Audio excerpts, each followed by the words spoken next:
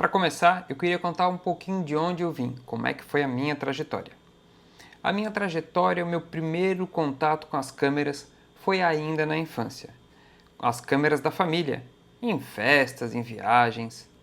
Só que em 94 o Ayrton Senna morreu. Por que ele é tão importante nessa história? Eu e meu pai acompanhávamos muito a Fórmula 1. E a gente nunca tinha ido. Em 94 eu tinha 15 anos. Em 95 teve o Grande Prêmio do Brasil. Convidei meu pai para ir.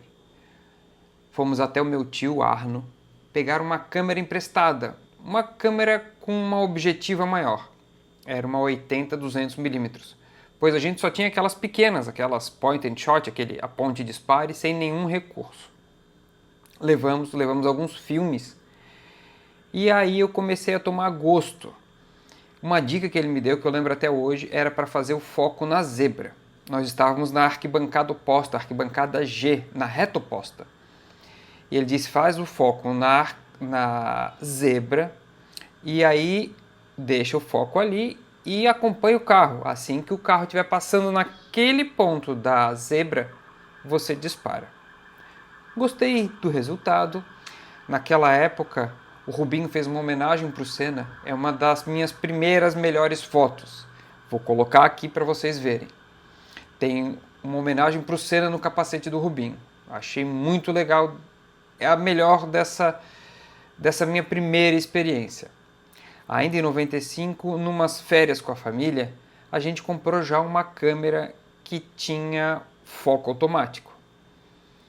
Eu comecei a fotografar, comecei a levar para a escola. Nas Olimpíadas do colégio, meus amigos participavam. Eu também participava, mas eu levava para ficar fotografando os amigos. No outro ano, eu já comecei com uma teleobjetiva maior, uma 300mm, e aí eu comecei a fazer mais detalhes. Lembro de amigos correndo, lembro de amigos em salto em distância. Então eu comecei a ter esse contato.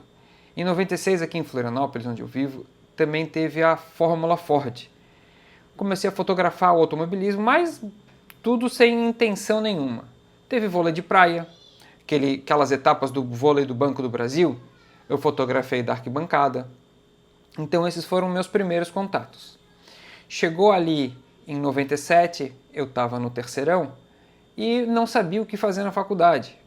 Então, o que mais se relacionava que eu gostava de fazer na época, que era fotografia, era o jornalismo.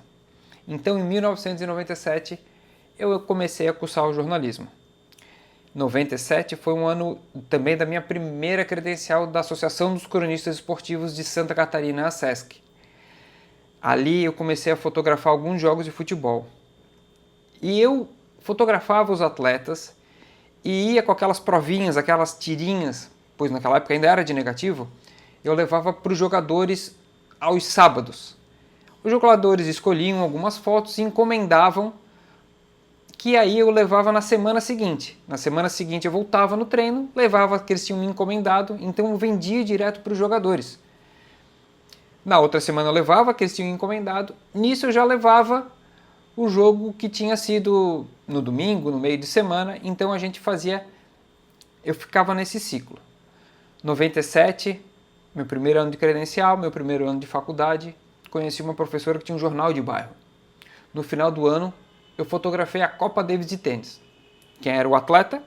Recém ganhou a Copa Davis, tinha recém ganho o Roland Garros, Gustavo Kirten. Aqui em Florianópolis, uma grande estrutura no Costão do Santinho. A partir daí, eu comecei a fotografar tênis. Para a faculdade, para o jornalzinho de bairro, que a minha professora era dona. Em 98, eu fotografei mais 2 Copa Davis. Também para o jornal Folha da Lagoa. Assim como no ano de 2000.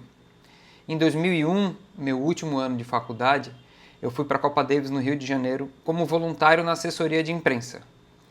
Esse voluntariado me rendeu depois um trabalho remunerado na assessoria de imprensa da Copa Davis na etapa seguinte, que foi aqui em Florianópolis contra a Austrália.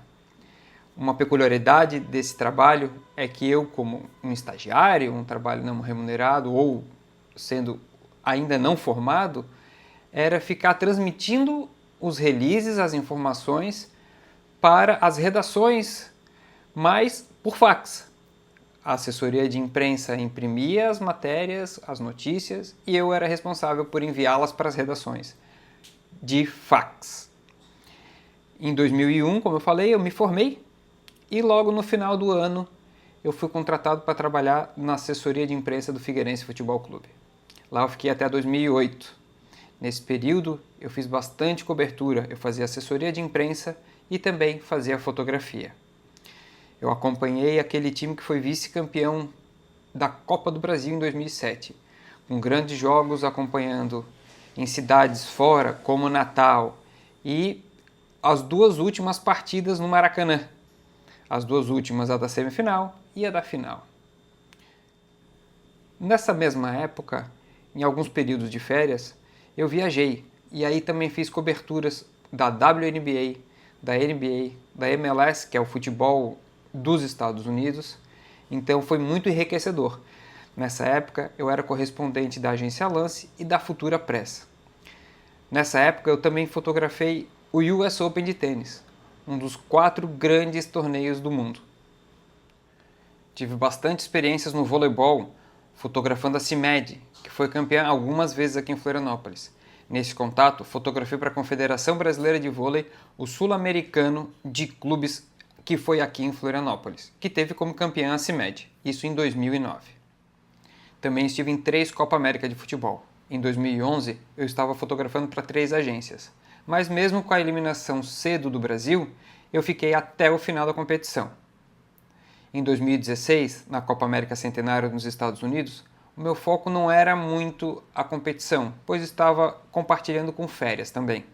Então, eu fiz só alguns jogos, mas o que eu queria mesmo era o jogo do Brasil. Eu queria fazer a cobertura por ser a sua estreia na Califórnia, no Rose Bowl, onde foi o estádio do Tetra.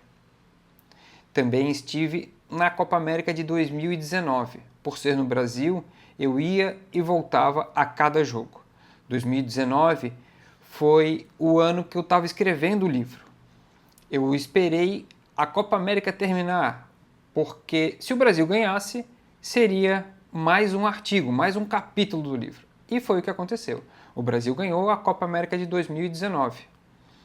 Eu fechei o livro, mas ele foi lançado em 2020, mas a partir dessa Copa América de 2019, eu já estava com o foco bem nos atletas. Assim, o livro foi fechado, mas eu peguei essas experiências da Libertadores, da Copa América de 2019, a Libertadores que o Flamengo ganhou, e ao Mundial de Clubes no Catar 2019 para escrever um artigo. Então, um artigo bônus é esse que eu conto a relação do fotógrafo com o atleta. Espero que você tenha curtido a minha trajetória. O livro de 2020 ele está disponível em PDF, você pode ver. Esse artigo de como é fotografar para os atletas também está disponível. E até a próxima!